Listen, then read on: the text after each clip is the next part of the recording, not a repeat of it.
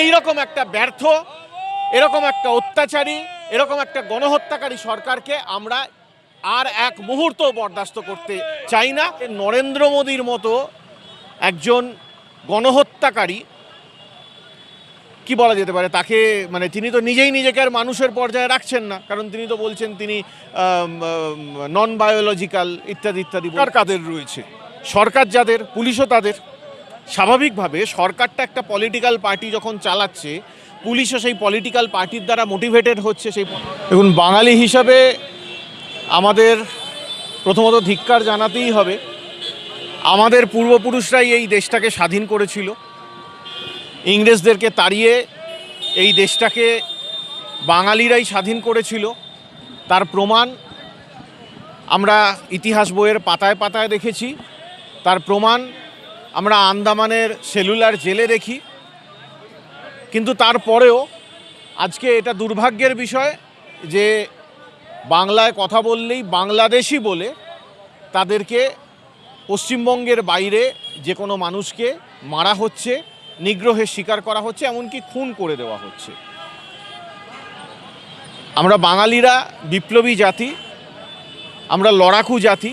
এরা মনে করেছে যে বাঙালিরা হচ্ছে গিয়ে শুধুমাত্র কাব্যপ্রেমী, শুধু মছলিখোর, শুধু মাছ ভাত খায়। কিন্তু এরা ভুলে যাচ্ছে যে এই বাঙালিরা কিন্তু প্রয়োজন হলে হাতে অস্ত্রও ধরে নিতে পারে।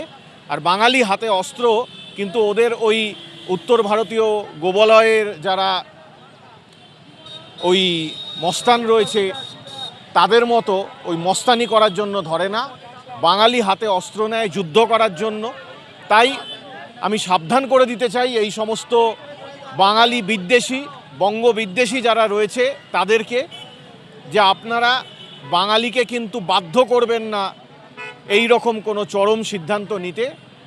আর আমরা বুঝি যে এরা তো সেই সময় ব্রিটিশদের দালালি করেছিল, আজকে এরা বানিয়াদের দালালি করছে। সেদিন ব্রিটিশ বানিয়াদের দালালি করেছিল, আজকে এরা গুজরাটি বানিয়াদের দালালি করছে। এদের একটা ইনফিরিয়রিটি কমপ্লেক্সে ভোগে এরা সর্বদা, কারণ বাঙালি জাতি শিল্প, সাহিত্য, সংস্কৃতি, জ্ঞান, বিজ্ঞান সব বিষয়তে এদের থেকে কয়েক হাজার গুণ এগিয়ে রয়েছে। এই জায়গাটা থেকেই এরা এই ইনফিরিয়রিটি কমপ্লেক্সে ভোগে, জানে যে বাঙালিকে যদি কোনোভাবে জায়গা দেওয়া হয় তাহলে এরা যে সারা ভারতবর্ষ লুটে খাচ্ছে, সেই লুটে আর এরা খেতে পারবে না, বাঙালি রুখে দেবে, বাঙালি এদের এই মৌরসিপাটটা ভেঙে দেবে।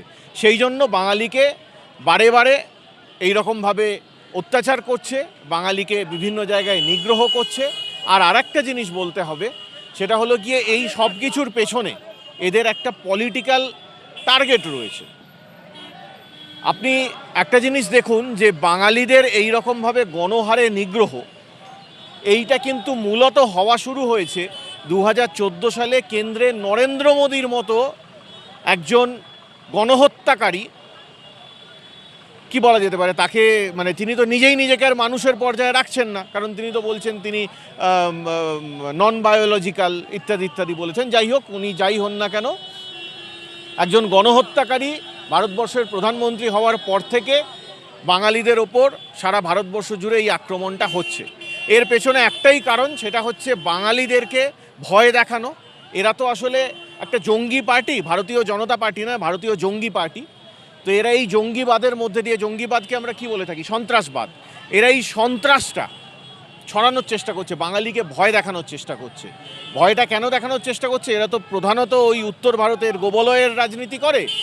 ওখানে হয় কি, যে যারা বাহুবলী হয়ে থাকে, যারা মারতে পারে, তারাই ওখানের রাজা, তারাই ওখানের নেতা, তারাই ওখানের রাজনীতিতে জয়লাভ করে। ওরা ভেবে বসেছে বাংলাতেও সেই কালচারেতেই চলবে, কিন্তু বাঙালি সেইটা মানে না।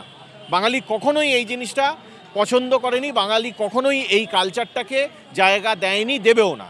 বাংলায় রাজনীতিও হয়, তার মধ্যে একটা সূক্ষ্মতা থাকে, তার মধ্যে একটা নীতিনৈতিকতা থাকে। এদের মতো এই গায়ের জোরে রাজনীতিটা হয় না। তো এইটা হচ্ছে গিয়ে ওদের একটা রাজনৈতিক এজেন্ডা, যে বাঙালি যেসব মানুষ বাইরে হয়তো কাজের সূত্রে গেছে, কর্মসূত্রে গেছে, তাদেরকে ওখানে ভয় দেখানো, তাদেরকে ওখানে মারা। এটা তো ঘটনা যে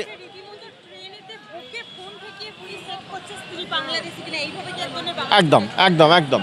দেখুন, কোথাকার পুলিশ করছে, উত্তরপ্রদেশের পুলিশ করছে, উড়িষ্যার পুলিশ করছে, বিহারের পুলিশ করছে, এই সব জায়গার সরকার কাদের রয়েছে, সরকার যাদের, পুলিশও তাদের। স্বাভাবিকভাবে সরকারটা একটা পলিটিক্যাল পার্টি যখন চালাচ্ছে, পুলিশও সেই পলিটিক্যাল পার্টির দ্বারা মোটিভেটেড হচ্ছে, সেই পলিটিক্যাল পার্টির এজেন্ডাটাকে সেই সব রাজ্যের পুলিশ সেখানে সেই এজেন্ডাটাকে সেট করার চেষ্টা করছে।